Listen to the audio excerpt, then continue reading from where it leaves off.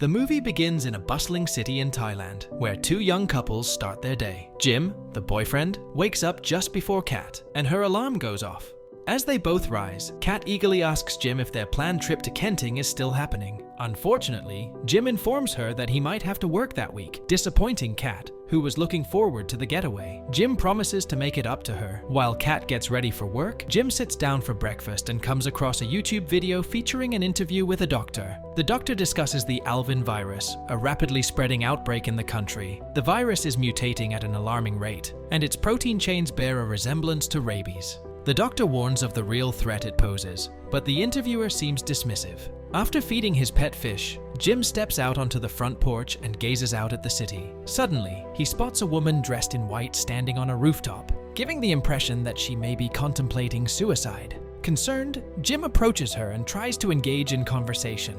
However, she only turns around to reveal blood-soaked sheets. Before Jim can process what he's seeing, Kat joins him, distracting him from the disturbing sight. She is ready to leave for work, but when Jim turns back to the rooftop, the woman has vanished. Their neighbor, Mr. Lin, steps out of his house and begins tending to his herbs. Jim exchanges greetings with Mr. Lin, who offers him some fresh basil. Jim notices that Mr. Lin has a cold and suggests he go to the hospital, but Mr. Lin dismisses the idea, claiming the reports about the virus are just a hoax. Kat and Jim bid each other farewell as they headed off to work, but on their way, they encounter a scene of police cars and people witnessing a violent arrest. A lifeless and bloodied body lies on a stretcher. Jim slows down to observe, but Kat urges him to keep going, ignoring the gruesome scene. At the station, Kat kisses Jim goodbye, and he promises to cook dinner for them using Mr. Lin's basil. Jim stops at a restaurant to grab some sandwiches. Inside, everything appears peaceful as people enjoy their meals. However, the peaceful atmosphere quickly shatters when the woman from the rooftop reappears and approaches a table. Still covered in blood-soaked sheets, she horrifies everyone as they see her up close. She spits on a customer, infecting him with something, possibly the virus. She then grabs a frying pan and pours scorching hot oil on a worker, triggering chaos. The infected man starts stabbing his friend, who was dining with him. Jim is petrified, locking eyes with the woman, who now turns her attention to him. He retreats, and she gives chase, but her pursuit is cut short as a car runs her over. The driver, also infected, sinisterly laughs at Jim. Suddenly, more infected individuals, in their horrific zombie-like state, appear out of nowhere and begin chasing him.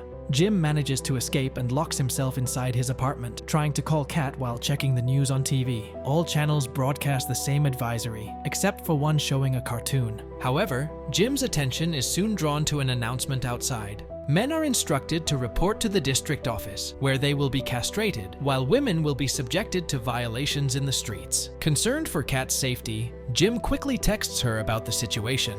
Suddenly, someone sneaks into the house through the balcony. Jim turns around and finds Mr. Lin, his infected neighbor, attacking him with garden shears. Jim desperately defends himself, but Mr. Lin manages to sever 2 of his fingers. To Jim's horror, Mr. Lin proceeds to eat his fingers, leaving him shocked and bleeding. Jim grabs his phone and rushes out, wrapping his hand with a small cloth from a nearby motorcycle. He witnesses infected people attacking a young man before making his escape. He reaches his motorcycle, trying to start the engine quietly to avoid attracting the infected individuals nearby. But his attempts fail, and they chase him through the streets. Meanwhile, the scene shifts to Kat, who is engrossed in a novel during her train ride to work. The train is packed with passengers, and an older man sitting next to Kat strikes up a conversation. Despite her lack of interest, he persists in engaging her in friendly banter. Kat changes her seat, and another girl takes her previous spot. As more passengers board the train, a man wearing glasses displays signs of bitterness, with red corners around his eyes and pale skin. It becomes evident that he is infected when he pulls out a knife and starts randomly attacking fellow passengers. Chaos erupts as the infected man bites and stabs multiple people, turning them into zombies upon contact with their blood.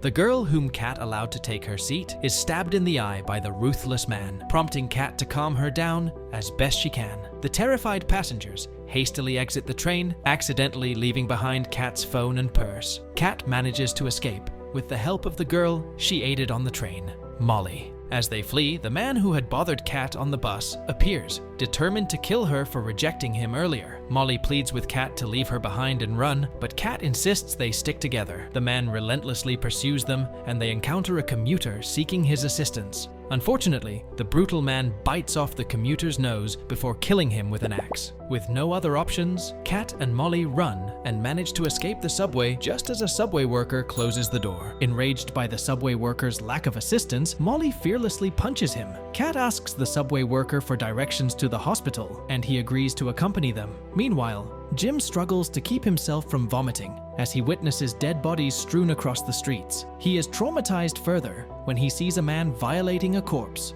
prompting him to quickly drive away. However, Jim's dizziness from blood loss forces him to make a temporary stop. He examines his injury and rewraps his hand with the cloth, securing it with tape to control the bleeding. Checking his phone for a response from Kat, Jim notices a sickle by the roadside. Seconds later, he witnesses a group of infected boys assaulting a man with their bats, finding amusement in his suffering. Jim finally decides to intervene and fights off 2 of the boys. Realizing they are no match for him, the boys retreat. Jim then frees the man and attempts to help him, only to discover that the man is also infected and finds pleasure in the chaos. Unfortunately, the boys return and pelt Jim with stones, forcing him to flee. Meanwhile, at the hospital, people in the waiting area watch a civil emergency message on television. The police officers guarding the door allow Kat, Molly, and the subway worker inside, and a nurse immediately tends to the injured patient. Unfortunately, one of the officers informs Kat that the emergency room has been overrun. The nurse takes Molly away for treatment, but Molly refuses to go without Kat. Kat comforts Molly, who expresses her gratitude for saving her life.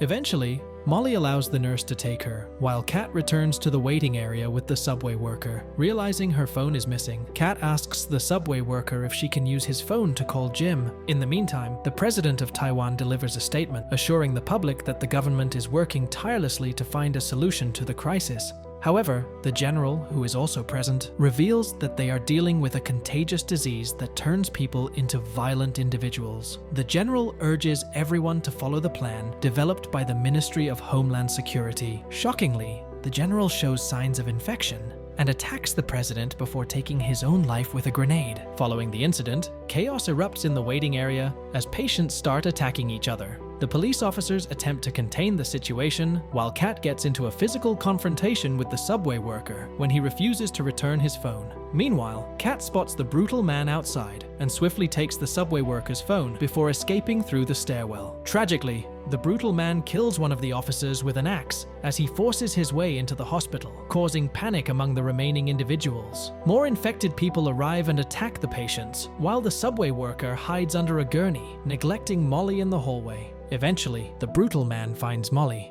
and brutally violates her. Meanwhile, Jim finally receives a message from Kat using the subway worker's phone, informing him that she lost her phone and is at NTU hospital. He promptly calls Kat and assures her that he is on his way to the hospital, urging her to remain calm.